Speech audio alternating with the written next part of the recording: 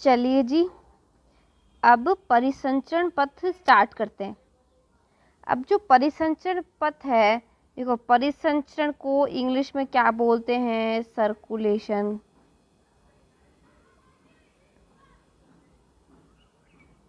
ठीक है। अब जो परिसंचरण है, जो सर्कुलेशन है, ऑफ कोर्स वो ब्लड का ही है। यहाँ पे तो वही बात हो रही है, ब्लड के बारे में पढ़ लिया, मतलब ब्लड में जो प्लाज्मा था, आरबीसी, डब्ल्यूबीसी, आरएच फैक्टर, फिर हमने लिम्फेटिक सिस्टम पढ़ लिया। ठीक है, हमने ब्लड क्लॉटिंग भी पढ़ ली। ठीक है, अब सर्कुलेशन जो हो रहा है, अब तो हमें पता चल ही गया कि किसका हो रहा होगा, ब्लड का। ठीक है, तो दो प्रकार से सर्कुलेशन होता है, दो प्रकार से। एक होता है खुला परिसंचरण और एक होता है बंद परिसंचरण। जो खुला परिसंचरण है वो अलग किस्म के प्राणियों में पाया जा रहा है, और जो बंद परिसंचरण है वो अपने में पाया जाता है। खुला परिसंचरण की क्या बात है, क्या खास बात है, क्या स्पेशल क्या फीचर है खुला परिसंचरण तंत्र की? जैसे अपने में है ना, तो वैसे ही उसमें भी है, खुले में। बस बात यह है कि अपने में हृदय और हृदय से जुड़ी हुई वाहिनियों का जाल होता है, और उसी के अंदर अंदर ही ब्लड घूमता है। हृदय होता है, और हृदय से अपनी एक एक वाहिनियाँ, अपनी एक एक धमनियाँ, अपनी शिराएं सब अटैच है, और बॉडी के किस पार्ट में जाना है, कहाँ जाना है, कितना जाना है, सब डिसाइडेड है। परंतु जो खुला परिसंचरण है ना, वो क्या है कि अकशेरुकी में मिलेगा। अब देखो, जो अकशेरुकी है, कशेरुकी, तो उनमें क्या है, थोड़ा निम्न स्तर का परिसंचरण पाया जाएगा। पाया तो जाएगा पर थोड़ा सा निम्न स्तर का। इंग्लिश में अकशेरुकी को बोलते हैं नॉन वर्टिब्रेट्स। अपन है वर्टिब्रेट्स, क्योंकि अपने में वर्टिब्रा पाई जाती है, जो कि हम स्केलेटन सिस्टम में, कंकाल तंत्र, इन सब में जाके पढ़ चुके हैं। तो खुला परिसंचरण जो है वो निम्न स्तर के प्राणियों में होता है, जैसे आर्थ्रोपोडा है, मोलस्का है। ठीक है, इनमें पाया जाता है। इनमें क्या होता है कि इनका जो रक्त है ना, तो वो उनके कोटरों में जाके तो खुलता है ही। उसके बाद में क्या होगा, कोटर मतलब वो चैम्बर, अपने जैसे 4 चैम्बर है ना, तो उनके भी चैम्बर है। पर क्या है कि जैसे ही वो चैम्बर में आता है ना, उसके बाद में वो बॉडी कैविटी में फैल जाता है तुरंत ही। मतलब अपने तो वाहिनियों में प्रभावित होता है, धमनियों में, शिराएं, यही लोग लेके जाती हैं, लेके आती हैं। बट इनमें क्या होता है, जो बॉडी कैविटी है ना, मतलब हृदय में तो जाएगा, रक्त, उसके बाद उसके चैम्बर में भी आएगा, हृदय के जो चैम्बर हैं उनमें भी आएगा। लेकिन वहाँ से क्या होगा, कोई वाहिनियाँ वगैरह नहीं, उधर अपनी तरह सिस्टम ही नहीं है। तो क्या होगा, देह गुहा में फैल जाएगा। देह गुहा देखो, इंग्लिश में बोलते हैं देह गुहा को बॉडी कैविटी,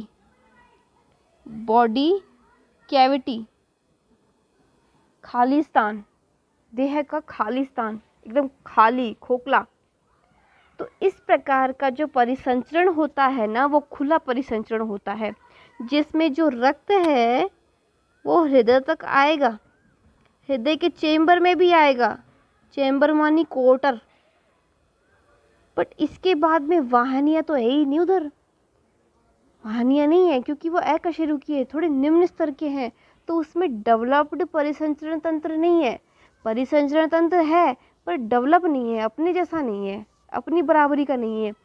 बाद में कहाँ चला जाएगा, ये देह गुहा में, बॉडी कैविटी में। यहाँ पे हमारा कंप्लीट होता है खुला परिसंचरण तंत्र। अब हम हमारा पढ़ेंगे, यहाँ से हमारा ही चालू है, हम हमारा पढ़ेंगे। लेकिन हमारे में जो बंद परिसंचरण है वो सबसे एडवांस है, मानवों का सबसे एडवांस है, अपने से भी निम्न है। कशेरुकी भी होंगे वो लोग, वर्टिब्रेट होंगे वो लोग, पर थोड़े अपने से निम्न हैं। जैसे मछलियाँ, पाइसिस, रेप्टाइल, एवीज, इनका मतलब पता है, पाइसेस मतलब मछलियों का संघ। रेप्टाइल्स मतलब वो जो सरीसृप आते हैं ना, जितने भी सरीसृप हैं, चाहे से वो कॉकरोच हो, कोई सांप हो, कोई लिजर्ड हो, कुछ भी हो, जो सरीसृप में आते हैं वो। उसके बाद एवीज, एवीज मतलब पक्षी। और उसके बाद में मैमल्स, अपन, बेटा अपन, तो सबसे एडवांस अपन में है। ठीक है, अब मैं शुरू करने जा रही हूँ बंद प्रकार का परिसंचरण तंत्र। अभी ये जो यहाँ पे लिखा हुआ है ना, ये थोड़ा इंट्रोडक्शन चलेगा किसका, वो कशेरुकी तो होंगे, पर जो सरीसृप हैं उनके बारे में थोड़ा बहुत बताएंगे कि इनमें कितने चैम्बर वाला मिलता है। ठीक है, फिर बाद में पक्षियों का बताएंगे कि इनमें कितने चैम्बर का होता है, कितने कोटर होते हैं। भाई अपने में तो 4 कोटर होते हैं, जरूर थोड़ी ना मछलियों भी 4 कोटर ही मिलेंगे, जरूरी है क्या, नहीं जरूरी। चलो पढ़ते हैं किसमें कितने कोटर का हृदय है। अपने में तो 4 है, ये तो खोपड़ी में ढाल लो अपने। अपने में 4 कोटर हैं, 4 चैम्बर हैं, अपना 4 चैम्बर का हृदय है। ये रहा अपना हृदय। चलिए पढ़ते हैं।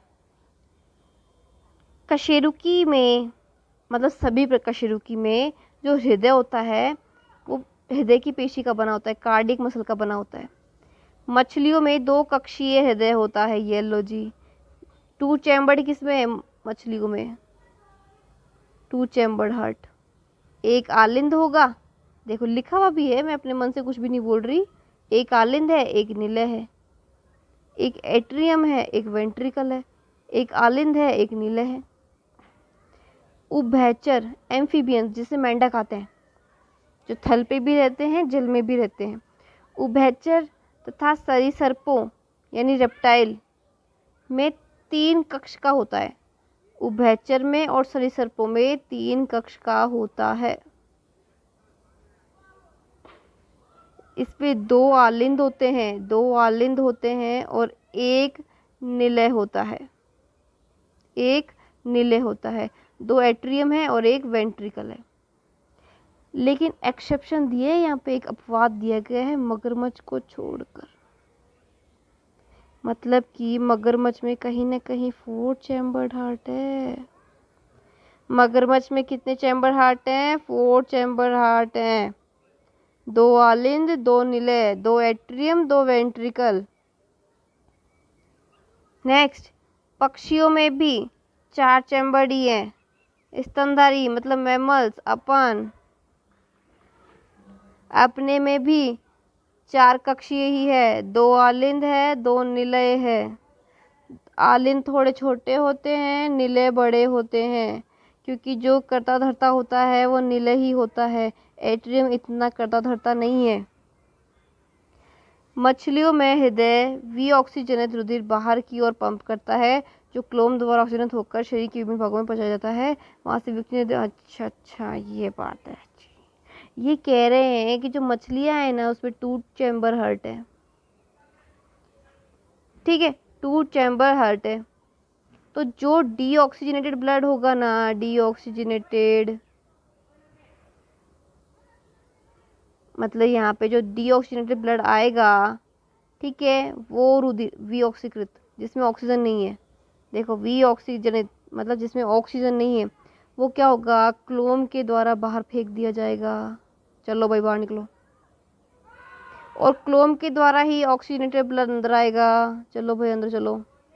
मतलब क्लोम के द्वारा ही डीऑक्सीजनेटेड ब्लड बाहर फेंका जा रहा है और क्लोम के थ्रू ही अंदर आ रहे हैं।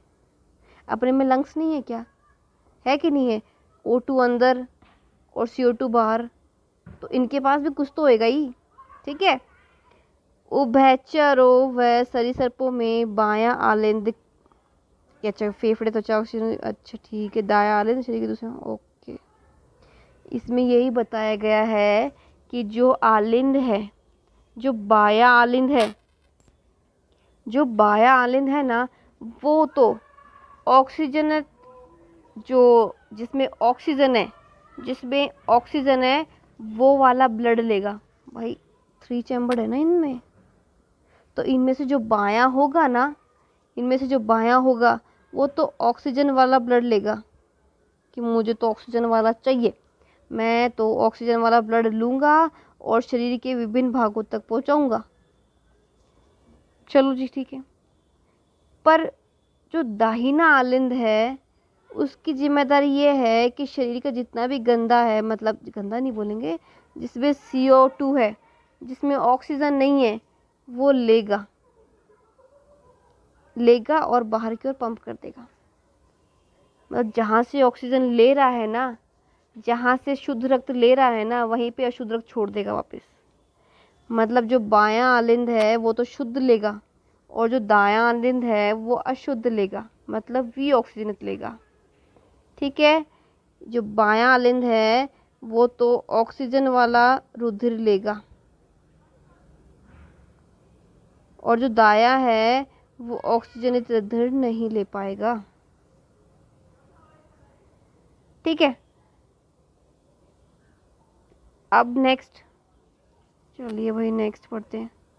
अच्छा जी, यहाँ तक हो गया, चलो भाई नेक्स्ट आओ। अच्छा जी, चलो यहाँ पे मानव परिसंचरण तंत्र शुरू कर दिया जाता है। एक टर्म आई थी पीछे, एकल परिसंचरण और बहु परिसंचरण वाला। बहु नहीं मतलब द्वि, डबल सर्कुलेशन। जो एकल होता है ना, एक ही बार में आया और गया, ठीक है, वो होता है मछलियों में पाया जाता है, क्योंकि उनके पास एक आलिंद है और एक निलय है, तो एक ही बार में आएगा और वहीं से ही जाएगा, खत्म। पर द्विपरिसंचरण अपने में होगा और वो हम आगे पढ़ने वाले हैं डिटेल में, इसलिए मैंने पीछे क्लियर नहीं की ये बात। द्विसंचरण अब भी आने वाला है आगे नेक्स्ट लेक्चर में, ठीक है, इसलिए ज़्यादा इलेबोरेट नहीं किया, क्योंकि चैप्टर ही वही है, चैप्टर ही वही पढ़ने वाले हैं अभी, तो वहाँ पीछे का डिस्कस करूँ अभी देखो, अभी चालू कर रही हूँ मैं डिस्कस करना यहाँ पे। तो सबसे पहले हृदय के बारे में पढ़ लो आप, सबसे पहले हृदय के बारे में पढ़ लो, उत्पत्ति पढ़ लो फटाफट। उत्पत्ति कैसे इस तरह की है, मेसोडर्म। अभी किसी को मेसोडर्म पता है तो वो तो बहुत ही बढ़िया बात है कि भाई मेसोडर्म क्या होती है, एंडोडर्म क्या होती है, एक्टोडर्म क्या होती है। पर जिसको नहीं पता, अब जिसको नहीं पता उसको मैं यहाँ बता देती हूँ, ध्यान से सुनना आप लोग। मैंने पहले भी क्लियर किया था, मेसोडर्म से एक और अंग बनता है, पेशियाँ बनती है अपनी। अब जिसने मेरी वो चैप्टर पढ़ा है उसको तो याद आ जाएगा कि कैसे बना था, बट जिसने अभी तक वो नहीं देखे हैं वीडियो, मैं फिर से उनका लॉस नहीं करवाती हूँ, मैं यहाँ बता देती हूँ। एग होता है, किसके पास से आता है एग, मदर के पास से। इससे कौन फ्यूज़ करता है, स्पर्म। ये किससे आते हैं, नर से।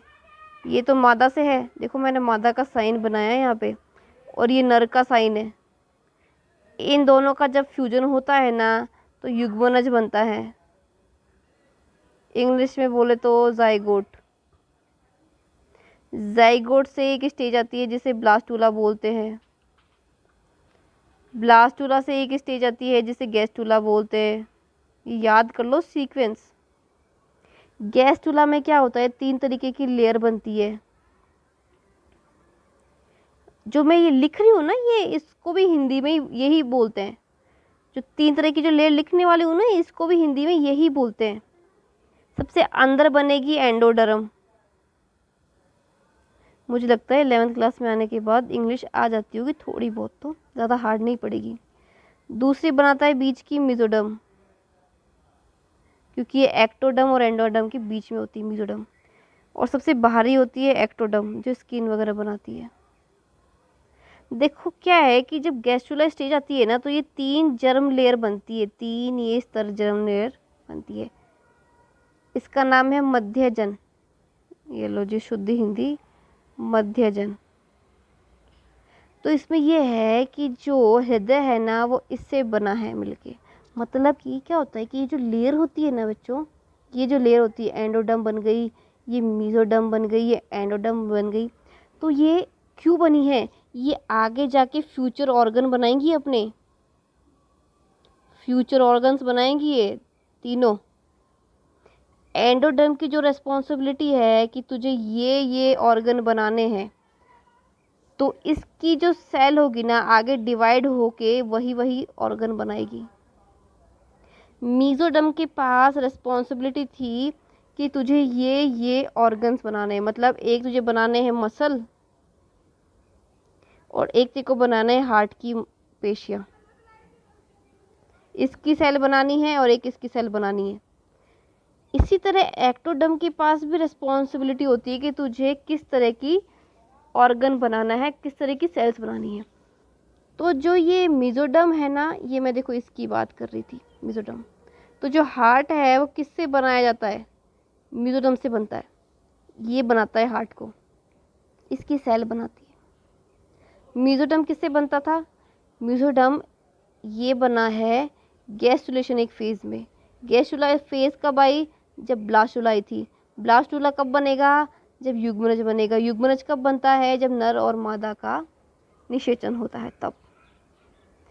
कहाँ मिलेगा हार्ट? सब देखो देखे कहाँ पर है सबके, देखो देखे, पता चल गया दोनों फेफड़ों के बीच में। वक्ष गुहा मतलब क्या होती है? चेस्ट में, अपनी छाती में। और थोड़ा सा बाईं ओर झुका होता है, मामूली सा। नीचे से जो नीले पार्ट है ना वो थोड़े से टिल्ड होते हैं। सेंटर में होगा, सेंटर में ही होगा, थोड़ा सा टिल्ड होगा राइट साइड में, सॉरी लेफ्ट साइड में। किसी के लेफ्ट में भी होता है, किसी के राइट में भी होता है, चिंता मत करो, दोनों साइड हो सकते हैं। यह बंद मुट्ठी के आकार का होता है। आप अपनी मुट्ठी को बंद करो और मुट्ठी बंद करने के बाद अपने चेस्ट पे रखो। जितना बड़ा ये जगह घेर रही है ना आपकी मुट्ठी, बस उतनी जगह ये आपका हृदय घेरे हुए है। जिसकी जितनी बड़ी मुट्ठी उसका उस हिसाब से मेजरमेंट ले लो अपने अपने हृदय का। यह धोरी भित्ति की झिल्लियाँ, अच्छा यह एक धोरी भित्ति के झिल्ली थैली है। ओके जी। हृदय आवरणी द्वारा सुरक्षित होता है, ये आवरण होता है इसके चारों तरफ। इसमें क्या होता है? एक द्रव्य पाया जाता है। बिल्कुल, अगर द्रव्य नहीं होगा ना तो चिपक जाएंगी मेम्ब्रेन। मैंने बता दी कि ये भित्तियाँ होती है, इसमें भित्तियाँ होती है। इनमें क्या होता है? फ्लूइड होता है, द्रव्य होता है। अगर ये हटा दूँ मैं द्रव को तो चिपक जाएगी ये ले। चिपकाने थोड़ी ना एक दूसरे से, नहीं ना, नहीं। ऐसे फंक्शन कैसे करेंगे? बाहर के जो स्टिमुलस आएंगे तो प्रवाहित कैसे होंगे अंदर? ऐसे चिपकी चिपकी रहेंगी तो एक दूसरे में ही बढ़ जाएंगी। ये तो पता नहीं चलेगा कौन सा आवरण कहाँ पर है। अच्छा चलो देखते हैं नेक्स्ट, जिसमें दो कक्ष अपेक्षाकृत छोटे तथा ऊपर पाए जाते हैं। ओके जी, जिन्हें आर्टरिया, देखो आलिंद को इंग्लिश में बोलते हैं आर्टरिया। तथा दो कक्ष अपेक्षाकृत बड़े होते हैं जिन्हें निलय कहते हैं और वो नीचे पाए जाते हैं। मतलब कि दो कक्ष छोटे छोटे होते हैं और वो ऊपर पाए जाते हैं जिन्हें ऑस्ट्रिया कहते हैं। एट्रियम भी बोल सकते हैं, आलिंद भी बोल सकते हैं, आर्टरिया भी बोल सकते हैं। और दो बड़े बड़े कक्ष नीचे पाए जाते हैं जिसे क्या बोलते हैं? वेंट्रिकल बोलते हैं, इसे निलय भी बोलते हैं। अच्छा चलो नेक्स्ट देखो भाई, एक पतली पेशीय भित्ति जिससे अंतर आलिंदी मतलब पट कहते हैं। ये लो जी लो, ये पट है जी। लो जी नेक्स्ट देखते हैं, दाएं एवं बाएं आलिंद को अलग करती है।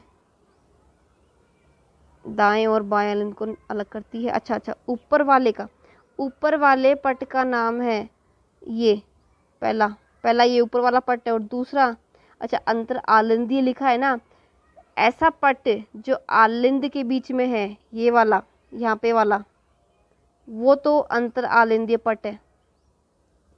अंतर आलिंदी पट। और जो मोटा है ये देखो यहाँ पे, और वो जो निलयों को अलग कर रहा है, इस वाले को अलग कर रहा है, इस वाले को अलग कर रहा है, इस पट का नाम क्या है? अंतर निलयी पट। चलो क्लियर हो गई बात। अच्छा, अपनी अपनी ओर के आलिंद एक निलय आलिंद एवं निलय एक मोटे रेशीय ऊतक जिसे आलिंद निलय पट्ट द्वारा पृथक रहते हैं। हालांकि इन पट्टों में एक छिद्र होता है जो एक और के दोनों कक्षों को जोड़ता है। अच्छा ठीक है, दाहिने आलिंद और दाहिने निलय के रंध्र पर 3 पेशी पल्लू। अच्छा ठीक है चलो, जो दाहिनी है ना इधर, तो कहना क्या चाह रहा है, मैं एक ही बार में बता रही हूँ कि यहाँ पे भी पट्ट होंगे, सॉरी पट्ट होंगे, यहाँ पे भी पट्ट होंगे। जो इसको अलग करेंगे, यहाँ पे इसको अलग करेंगे। यहाँ वाला जो पट होएगा ना, जो इधर वाला पट होगा वो दाहिना पट होएगा। इसका नाम भी इसका एक नाम भी है और वो है ट्राइकस्पिड। ये देखो लिखा हुआ है ट्राइकस्पिड। और इधर वाला जो पट होएगा ना उसे डाइकस्पिड बोलते हैं। अच्छा, ट्राइकस्पिड और बाइकस्पिड क्यों बोलते हैं, किसी को पता है कि ये बात? नहीं पता है तो ही पता चल जाएगी। जो ट्राइकस्पिड होता है ना, तो मतलब मान लो ये वाल्व ऐसे बना है, इधर वाला वाल्व ऐसे बना है, इधर वाला ट्राइकस्पिड बोला मैंने, मतलब इस तरह से प्रतीत होता है कि 3 दरवाजे हैं, ये खुलेंगे ऐसे। और जो डाइकस्पिड का नाम लिया ना उसमें ऐसे पता चलेगा, देखो ऐसा, ये देखो 2 पट, ये ट्राइकस्पिड है और ये बाइकस्पिड है। इसका एक और नाम है मिट्रियल कपाट, मिट्रल कपाट। चलो भाई नेक्स्ट, और भी पट्टे हैं, अभी तो खत्म नहीं हुआ मामला, इधर और भी बहुत सारे पट्टे हैं, पट्टी पट्टे हैं इधर तो। दाएं तथा बाएं नीले से निकलने वाली आंच, फुसफुस धमनी और महाधमनी। आपको पता है ना हृदय से ये धमनियाँ जा रही है कि नहीं जा रही है? ये देखो आप, महाधमनी जा रही है कि नहीं जा रही है? तो ये जिसके थ्रू जाएगी उसमें भी कपाट पाए जाते हैं। देख लो एक बार, महाधमनी देख लो, महाशिरा ये देखो, फुसफुस धमनी। क्योंकि ये तो क्या है, डायग्राम बनाना तो मैं रटा नहीं सकती आपको, ये तो आपको प्रैक्टिस से ही आएगा। डायग्राम तो प्रैक्टिस से आता है ना, जितनी आप प्रैक्टिस करोगे उतनी ही बहुत सुंदर डायग्राम बनाओगे, और जितनी ज़्यादा बार रिपीटेशन में प्रैक्टिस करोगे तो उतने ही प्रो हो जाओगे इस डायग्राम को बनाने के लिए, और डे बाय डे काफ़ी ब्रिलियंट डायग्राम बना दोगे। अब हमारी तरह तो बनाओगे नहीं, क्योंकि हम रोज़ रोज़ प्रैक्टिस नहीं करते हैं, और ना ही हमें 11th का एग्ज़ाम देना है। बट फिर भी आप लोगों को एग्ज़ाम देना है एंड अच्छे स्कोर लाने हैं, तो आपको प्रो होना ही होगा अपनी फील्ड में, आपको प्रो होना ही होगा अपनी फील्ड में। बार बार प्रैक्टिस करो इसकी, जितनी बार प्रैक्टिस कर रहे हो ना, समझ जाओ कि उतना ही ब्रिलियंट होते जा रहे हो, उतना ही प्रो होते जा रहे हो। डायग्राम बनाने में स्पीड बढ़ेगी, डायग्राम बनाने की और सुंदरता बढ़ेगी आपकी, ठीक है। और जैसे 11th पास कर दो भूल जाना, फिर प्रैक्टिस मत करना भाई। जब एग्जाम है तो प्रैक्टिस करो, तब तक प्रैक्टिस करो, हर एक डायग्राम की प्रैक्टिस करो, क्योंकि नंबर चाहिए बॉस, नंबर चाहिए। और जैसे एग्जाम खत्म हो जाए प्रैक्टिस मत करो, स्टॉप कर लो, दूसरी चीज़ पढ़ो फिर, ठीक है। एग्ज़ाम के लिए तो कुछ भी करोगे ना। ये देखो ये महाधमनी दिख रही है, देखो मैं जहाँ जहाँ टिक मार को, ये महाशिरा है, देखो ये देखो जा रही है। इसीलिए मैं थोड़ा सा इरेज कर दूँ उसको, ये लो जी। फुसफुस धमनी देख लो, ये रही फुसफुस शिराएं देख लो, ये देखो यहाँ से ये रही। अच्छा, दाहिना आलिंद ये रहा, बायां आलिंद ये रहा, दाहिना नीला ये रहा, ये रहा, और बायां नीला ये रहा, ठीक है। अब इसमें कपाट तो दिखाए हुए नहीं है, बस इतना सा कपाट दिखाया हुआ है, ये अंत है नीलई वाला। ये देखो ये तो बड़ा क्लियरली विजिबल हो रहा है, ये देख लो आप, ये एरो देखो आप इसका, ये देखो विजिबल हो रहा है कि नहीं हो रहा है? हो रहा है। बट अभी इसमें जो आलिंद वाला है, अंत आलिंद, ये कप, ये वो नहीं दिख रहा अभी इसमें, ठीक है। अच्छा, ये जो तुम ये देख रहे हो, ये देखो कितनी ब्यूटीफुल चीज़ है, ये एक येलो, ये एक येलो, ये देखो, ये देखो, ये देखो, ये बहुत ही इम्पोर्टेंट चीज़ है, इसी पे ही बेस्ड है ये बहुत ही इलेक्ट्रिकली पावर देते हैं, यही तो है करता धरता, स्टिमुलस देते हैं, ज़बरदस्त ज़बरदस्त स्टिमुलस देते हैं।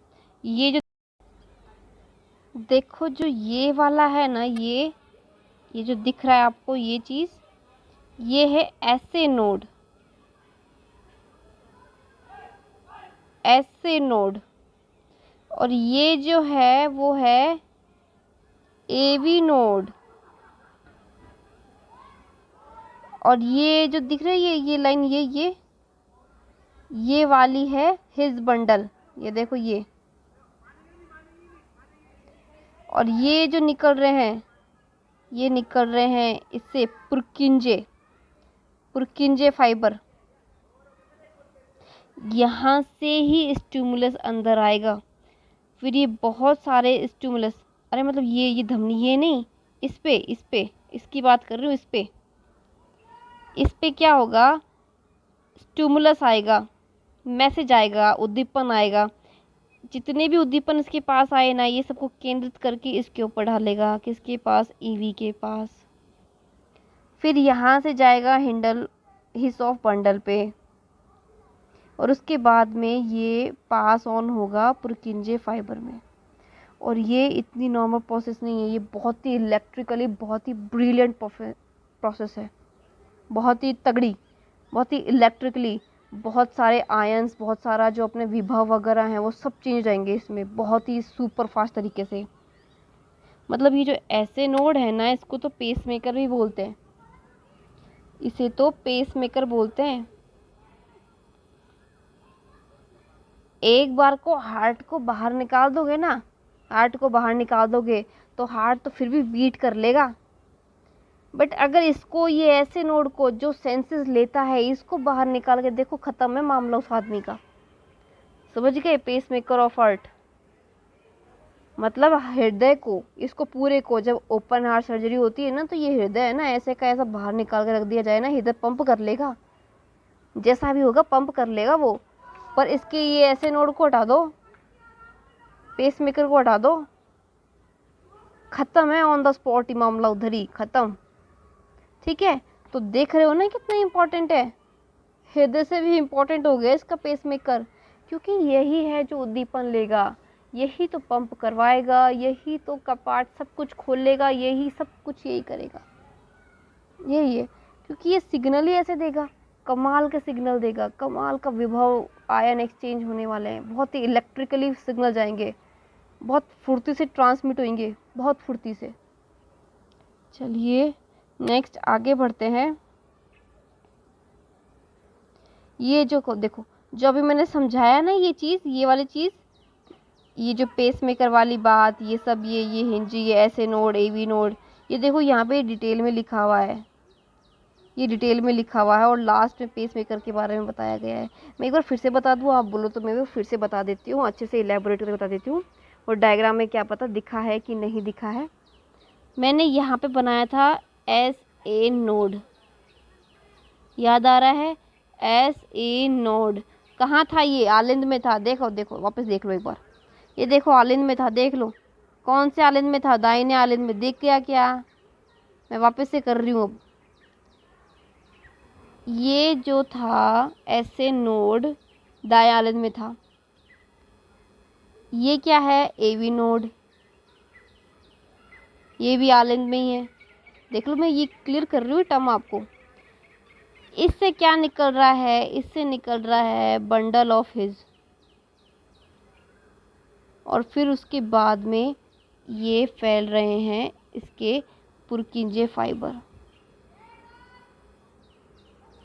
ये क्या है, AV नोड, क्लियर। ये क्या है, बंडल ऑफ हिज,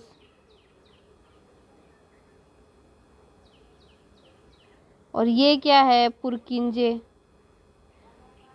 पुरकिंजे, ये पुरकिंजे इसलिए नाम है क्योंकि इसी नाम के साइंटिस्ट ने डिस्कवर किया था, माइट भी यहाँ पे नहीं लिखा हुआ हिंस ऑफ बंडल का, लेकिन पुरकिंजे का लिखा हुआ है। देखो मैंने क्लियर करवा दी ये टर्म्स आपको। यहाँ से क्या होगा, उद्दीपन आएंगे, उद्दीपन बोले तो स्टिमुलस, फिर ये कहाँ जाएंगे, कहाँ जाएंगे, AVN नोड के पास, AVN नोड से यहाँ पे आने के बाद अभी कहाँ ट्रांसमिट होंगे आगे, बंडल ऑफ हिज में, बंडल ऑफ हिज में, और ये कहाँ सर्कुलेट हो जाएंगे, ये देखो पुरकिंजे फाइबर, यही तो है वो अपने नीले, देखना यही तो है वो, यही तो थे, दिख गए, अब बना दिया ना मैंने, ये देखो रे, ये बना दिया, इज इट क्लियर। यहाँ से सिग्नल आए किसके पास, ऐसे नोड के पास, इसने सारे तरीके के सिग्नल कलेक्ट किए और किसके पास भेजे, एवन के पास, इसने बंडल ऑफ हिज के पास, और यहाँ से पुरकिंजे फाइबर के पास चले गए। अगर पुरकिंजे फाइबर इम्पल्स को ना जनरेट करे, ना फैलाए, तो पता ही चलेगा कौन पंप कर रहा है, कौन पंप नहीं कर रहा है, कर भी रहा है कि नहीं कर रहा है, क्योंकि इलेक्ट्रिकली पंप दे रहा है, ये इसको बूस्ट कर रहा है।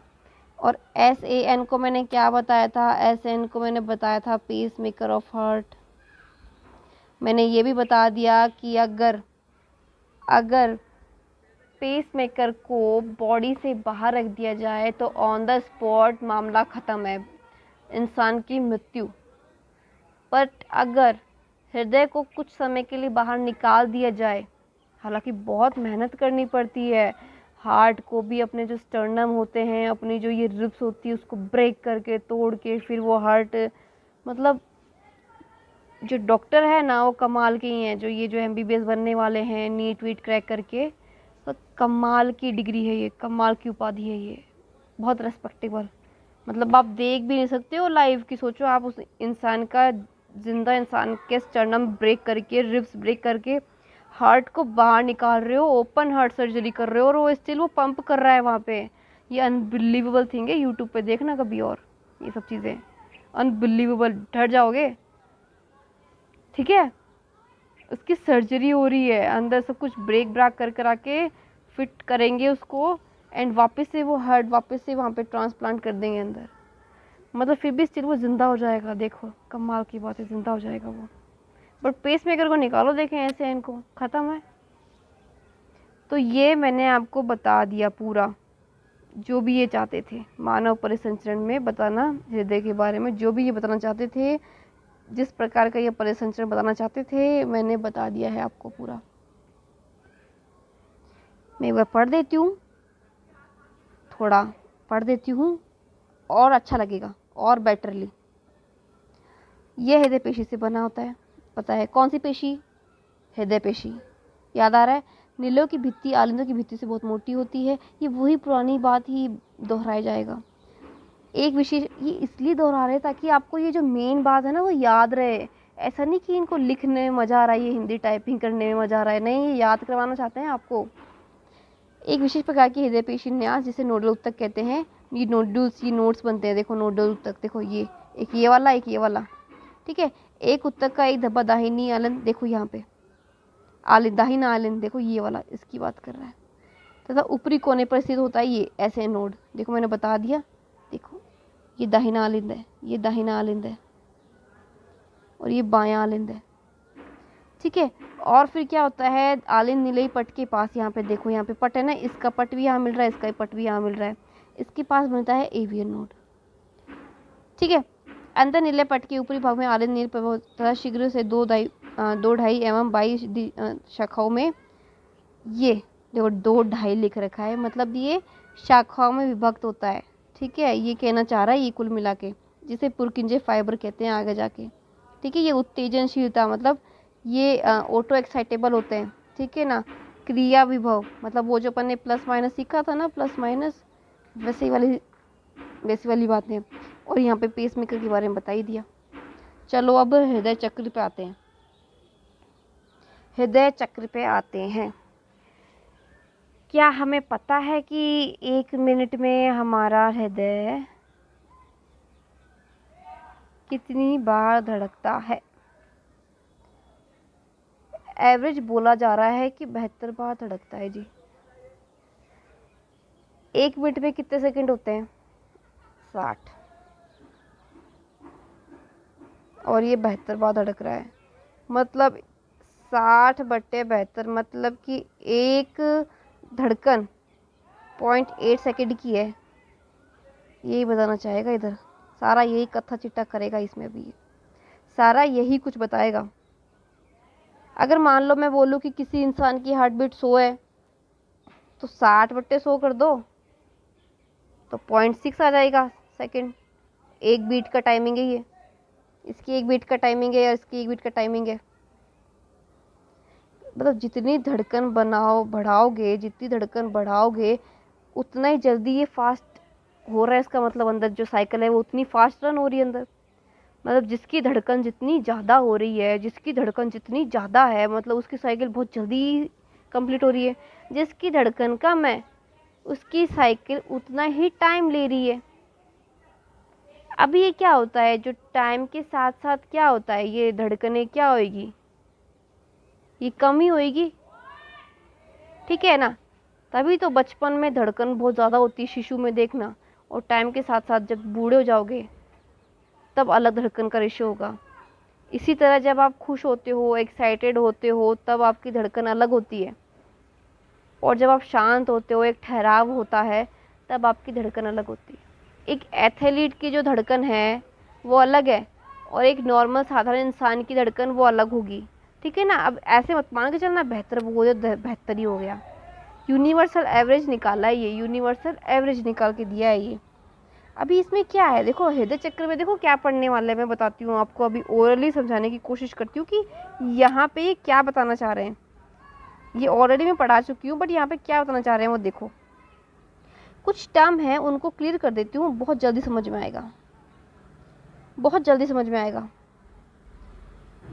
सिस्टोल का मतलब समझो आप तो, संकुचन। और डायस्टोल का मतलब समझो पहले तो।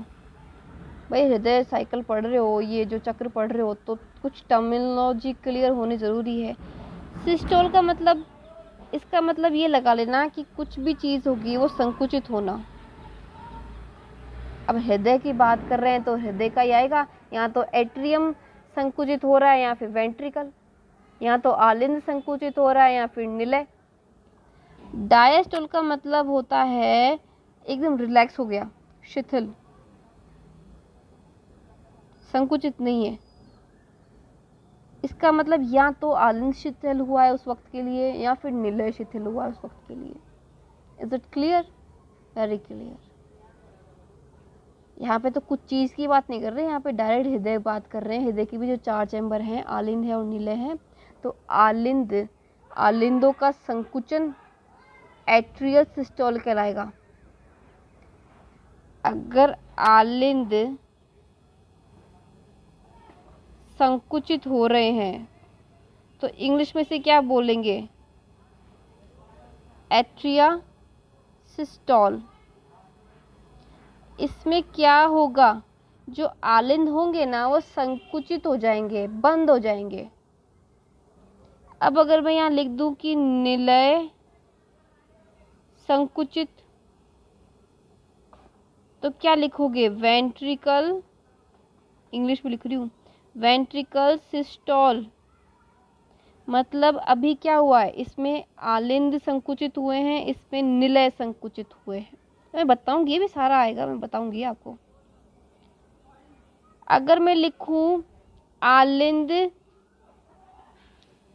शिथिलन, अगर मैंने बोल दिया आलिंद शिथिलन, तो क्या टर्म यूज करोगे कि जो आर्ट्रिया है वो डायस्टोल हो गई, आर्ट्रिया डायस्टोल। और अगर मैं लिखूं कि निलय शिथिलन, तो क्या लिखोगे? Ventricle diastole. अब ये टर्म क्लियर हो गई। डायस्टोल का मतलब है कि शिथिल हो गया है वो, अब वो शिथिल हो गया है, रिलैक्स। संकुचित माने संकुचित हो जाना, बंद हो गया है आलिंद। और शिथिल मतलब रिलैक्स, खुल गया है मामला। तो ये टर्म क्लियर हुई कि नहीं हुई? देखो जो मैंने वो बताया था ना सेकंडों के बारे में, इतनी बार धड़कता है तो इतनी सेकंड की साइकिल होती है, देखो वो यहाँ पे क्लियर है। मैंने कैलकुलेशन बता दी आपको, यहाँ पे कैलकुलेशन नहीं बताई हुई, मैंने कैलकुलेशन बता दी कि अगर 72 बार धड़कता है 1 मिनट में तो 0.8 सेकेंड में एक साइकिल पूरी हुई।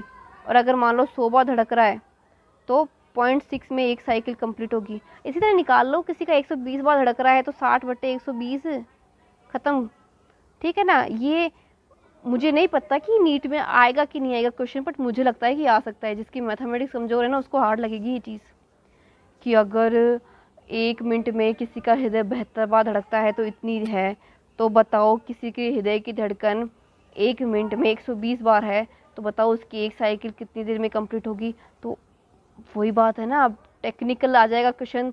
आता तो सब कुछ है आपको, बट यहाँ तो फंस जाओगे ना आप, तो अब मत फंसना, ठीक है ना, मैंने बता दिया है। अब रीड कर लेते हैं अपना कथा चिट्टा, चलो। जब हृदय अनुचित, देखो मैंने सारे टर्म क्लियर कर दिए, देखो बच्चों आपको सारी टर्म क्लियर कर दी है, तो अब आपको प्रॉब्लम नहीं होनी चाहिए। शिथिलन का मतलब क्या है, अरे शिथिलन में क्या हो गया, क्या हो गया, नहीं नहीं, अब नहीं होनी चाहिए क्लियर। शिथिलन का मतलब मैंने बता दिया कि रिलैक्स हो गया है, खुल गए हैं वो चीज़, और संकुचन का मतलब होगा कि बंद हो गई है वो चीज़। अब देखो मैं रीड कर रही हूँ, अब कंफ्यूज मत होना इसमें, तभी मैंने वो टर्म पहले ही क्लियर कर दिया आपको। सिस्टोल क्या होता है, संकुचन क्या होता है, डायस्टोल क्या होता है और शिथिलन क्या होता है। जब हृदय शिथिलन अवस्था में है, इसका मतलब क्या है कि जो अपना जो ट्राइकस्पिड था और जो बाइकस्पिड कपाल था वो खुला है। देखो मैंने ये था ना, शिथिल का मतलब खुल गया है, ठीक है ना। अब देखो भटकना मत, अभी 10 मिनट फोकस करो इस जगह पे, ठीक है ना। आपने सब कुछ पढ़ लिया है, बस अब कनेक्ट कर रहे हैं अपन ने सब कुछ पढ़ लिया, वो 2 लाइन पढ़ी ना, अपन ने सब कुछ पढ़ लिया है। अब कनेक्ट कर रही हूँ मैं आपको वहाँ से। अब हटो मत, 10 मिनट के लिए यहीं रहो, फोकस यहीं रखो एक बार। जिससे रक्त फुफ्फुस शिरा तथा महाशिरा में क्रमशः बाएं तथा दाएं आलिंद से होता हुआ बाएं तथा दाएं नीलन में पहुंचता है। मतलब कि ये क्या बोल रहा है कि ये शिरा और ये शिरा काम आ रही है। क्यों, कब, कहाँ, कैसे? बाएं आलिंद का जो रक्त है वो बाएं नीले में खोलेगी। यहाँ देखो, यहाँ पे मैंने बताया था ना वो ट्राइकस्पिड है, याद आ रहा है क्या? यहाँ पे मैंने बाइकस्पिड बताया था, याद है? यहाँ का ब्लड यहाँ आएगा और यहाँ का ब्लड यहाँ आएगा। जब क्या हो रहा है, ये अनुशीतलन हो रहा है। अर्धचंद्र कपाटिका अवस्था बन रहती है। जो सेमिनल ल्यूलर वॉल होते हैं ना, जो ट्राइकस्पिड वाल्व थे और एक थे बाइकस्पिड वाल्व, इसके अलावा जितने भी वाल्व है वो सेमिन्यूलर है। क्यों? क्योंकि वो कनेक्ट है, किसी धमनी से कनेक्ट है, कोई किसी शिरा से कनेक्ट है, तो उसकी बात कर रहा है। अतः शिरा आलिंद, देखो अब ऐसे नोड क्या करेगा, एक क्रिया विभव पैदा करेगा जो दोनों आलिंदों को प्रेरित कर आलिंद प्रंकुचन, अरे वाह, आर्टियल सिस्टोल पैदा करती है। देखो मैंने क्या कहा था, उद्दीपन किसको मिलेगा, ऐसे नोड को उद्दीपन मिलेगा। क्या उद्दीपन मिलेगा? ये बोलेगा एट्रियम को कि तुरंत, दोनों एट्रियम को बोलेगा फटाफट बंद हो, संकुचित हो तुरंत। प्रंकुचन मतलब तुरंत के तुरंत संकुचित हो। किसको सिग्नल मिला? SAN, ऐसे नोड को क्या उद्दीपन मिला? उसने बोल दिया, ऑर्डर दिया, फटाफट आलिंद लोगों बंद करो, अपना कपाट वपाट सब भेज दिया, खून जितना भेजना था बंद करो। अब क्या होगा, इस क्रिया से रक्त का प्रवाह निलय में लगभग 30% बढ़ जाता है, क्योंकि एक बंद हो गया, इसमें तो बढ़ गया ना मामला। निलय में क्रिया विभव का संचालन आलिंद नीले पर्व तथा आलिंद नीले बंडल द्वारा होता है, जहाँ से हिंज के। अब क्या बताया था मैंने, ऐसे नोड से सिग्नल AV नोड के पास आया, AV से हिल्स ऑफ बंडल में और फिर पुरकिंजे में। अब ये लोग ऑर्डर दे रहे हैं इसको, अब ये लोग बोल रहे हैं, ऑर्डर दे रहे हैं कि नीले फटाफट संकुचित कर अपने आप को, पहुँचा ब्लड तो पहुँचाओ, संकुचित करो अपने आप को। इसके कारण निलय पेशियों में संकुचन हो रहा है। देखो अब कनेक्ट कर पा रहे हो ना पूरा। SAN की वजह से किस में संकुचन हो रहा था, किस में हो रहा था, किस में? आलिंद में ना। तो उसी प्रकार AV नोड की वजह से ये जो हिंज के थे और ये पुरकिंजे थे, ये किसको संकुचित करवा रहे हैं? निलय को। देखो अपन ने ये चीज़ पढ़ ली ना, इसलिए कनेक्ट कर पा रहे हैं अपन जल्दी। कनेक्शन खोना मत, यहीं रहो, सब दिमाग यहीं रखो, आ गया बस। अर्थात निलय प्रंकुचन इस समय आलिंद विश्राम अवस्था में आ जाते हैं। अगर ये एक्टिव है तो एक बार को ये रिलैक्स हो जाएंगे आलिंद, और अगर आलिंद एक्टिव है तो ये रिलैक्स होंगे उस वक्त के लिए। एक बार में एक ही एक्टिव होगा, पहले SAN इसको एक्टिव करेगा, उसके बाद सिग्नल भेजेगा इसके पास। ये सिग्नल देखो AV से आया इसके पास, जैसे ही इसके पास आएगा अब ये रिलैक्स हो जाएगा और ये एक्टिव हो जाएगा। नेक्स्ट, इसे आलिंद का अनुशीतलन कहते हैं। मतलब जब ये रिलैक्स हो जाते हैं ना, तब इस प्रक्रिया को बोलते हैं शीतलन। मैं बता चुकी हूँ आपको, अब मैं वापस से रिपीट नहीं करूँगी एक ही बात, जो आलिंद प्रकुचन के साथ साथ होता है, ठीक है।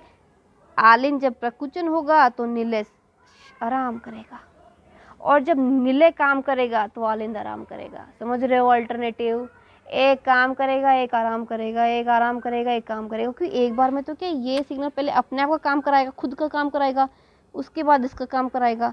जब इसके काम की बारी होगी तब तक ये आराम कर लेगा 2 मिनट के लिए, फिर ये काम करेगा तब तक ये आराम कर लेगा, ठीक है। और जब ये आराम करेगा तब ये काम करेगा, ये काम करेगा तब तक ये आराम करेगा। चलो, निलय प्रंकुचन नीलयी दाब बढ़ जाता है जिसे त्रिवलीन, अच्छा चलो नेक्स्ट देखते हैं। त्रिवलीन व द्विवलीन कपाट बंद हो जाते हैं। किस में बंद हो रहे हैं? जब देखो प्रंकुचन हो रहा है तब बंद है। मैंने क्या बोला था? प्रंकुचन मतलब बंद, मामला बंद, बंद करो सब कुछ। और शिथिलन मतलब रिलैक्स, एकदम खुले खुले रहो। जैसे ही नीलयी दबाव बढ़ता है अर्धचंद्र कपाटी जो फुसफुस धमनी एवं महाधमनी पर स्थित होते हैं। जब धमनियां निकल रही है ना जहाँ से, वहाँ पे ये कपाट होते हैं। सेमिन्यूलर वाल्व मतलब ट्राइकस्पिड बाइकस्पिड के अलावा भी सेमिन्यूलर भी एक वाल्व होते हैं। ठीक है, तो ये सब चीज़ें जो क्या करवा रही है, ये एक तरह से आलिंद से ब्लड किस में आ रहा है? निलय में। निलय से जा रहा है शरीर के दूसरे भागों में, फिर दूसरे भागों से शरीर में आ रहा है हृदय आलिंदों में, आलिंद से आ रहा है निलय में, निलय से आ रहा है शरीर के भागों में। मतलब कि ऐसे, मतलब ये आलिंद है और ये निलय है। यहाँ से ब्लड आ रहा है इसमें, यहाँ से जा रहा है शरीर के सभी भागों में। सेम यहाँ पे भी यही चल रहा है, आलिंद में आ रहा है और शरीर के भागों में। फिर अब शरीर के सारे भागों से ब्लड यहाँ आ रहा है, फिर यहाँ पे देखो, देख रहे हो ना, शरीर के सारे भागों से यहाँ आ रहा है। फिर यही कहना चाह रहा है ओवरऑल। अब इसमें कपाट बंद होंगे कब? जब संकुचन की क्रिया होगी। कपाट खुलेंगे जब वो शिथिलन में आ जाएंगे। यही प्रोसेस बताना चाह रहा है। ये पूरा का प्रोसेस यही है। ऐसे नोड कैसे विभव हिंज को देगा, हिंज पुरकिंजे को देंगे तभी ये काम करेंगे। जब ऐसे नोड काम कर रहा था तब आलिंद का संकुचन हो रहा है, और जब एवी नोड काम कर रहा है तो निलय का संकुचन हो रहा है। जब निलय का संकुचन हो रहा है उस वक्त आलिंद आराम कर रहा है, और जिस वक्त ऐसे नोड काम कर रहा था, आलिंद काम कर रहा था, उतनी देर के लिए बेचारा निलय आराम कर रहा था, क्योंकि सिग्नल ऐसे एन के पास है, हिंज के पास अभी आया नहीं। अब जब तक सिग्नल नहीं आता ना इनके पास, तब तो सारे काम नहीं करते ये लोग। मैंने यही कहा था, ऐसे एन बहुत इम्पोर्टेंट है। जो लिंक तोड़ चुका है बीच में, वापस से वीडियो को पॉज करके वापस से रिपीट पे देखे। लिंक मत तोड़ो, बार बार समझने का मौका नहीं मिलेगा। तो ये जो मैंने क्रियाएं बताई है आपको, यही इसके अंदर है, और ये मैं समझा चुकी हूँ आपको कैलकुलेशन करनी। ठीक है, अब एक साउंड भी आते हैं, लब डब के साउंड। लब डब का साउंड, लब की ध्वनि कब आती है? जब ये त्रिवली तथा द्विवली कपाट बंद होते हैं। और डब की साउंड कब आते हैं? जब ये इन दोनों कपाट के अलावा जितने भी कपाट है ना वो खुल रहे बंद हो रहे हैं ना, तब डब की साउंड आती है। खत्म बेटा, यही था, यही था हृदय चक्र, यही था हृदय चक्र जो हमने पढ़ लिया। नेक्स्ट वीडियो में हम ये ECG पढ़ेंगे। ये पी की वेव, ये क्यों आर ऐसी कैसे बन रही है। जो ये पढ़ लेगा ना उसको ये आराम से आ जाएगा। जब भी मैं बोलूँगी कि हाँ जी देखो ऐसे नोड काम कर रहा है, या फिर AV नोड काम कर रहा है, यहाँ पे एट्रियल सिस्टोल हो रही है, वो उसी को समझ में आएगा जो ये पढ़ लेगा। देखो यहाँ तक ही है, और ये तो मैं ऑलरेडी पढ़ा चुकी हूँ, लेकिन मैं अच्छे से पढ़ाऊँगी, बहुत ही अच्छे से पढ़ाऊँगी ये चीज़। तो आज के लिए इतना ही, आज के लिए इतने। आज की क्या पढ़ा अपन ने? आज देखो अपन ने ना ब्लड क्लॉटिंग पढ़ी थी, फिर ये लसिका पढ़ा, फिर परिसंचरण पढ़ा, फिर उसके बाद में हृदय के बारे में थोड़ी जानकारी ले ली, थोड़ी क्या पूरी ले ली, फिर हृदय चक्र के बारे में पूरी जानकारी ले ली। ठीक है, कल हम इसकी जानकारी लेंगे अपने नेक्स्ट लेक्चर में। तब तक के लिए थैंक यू।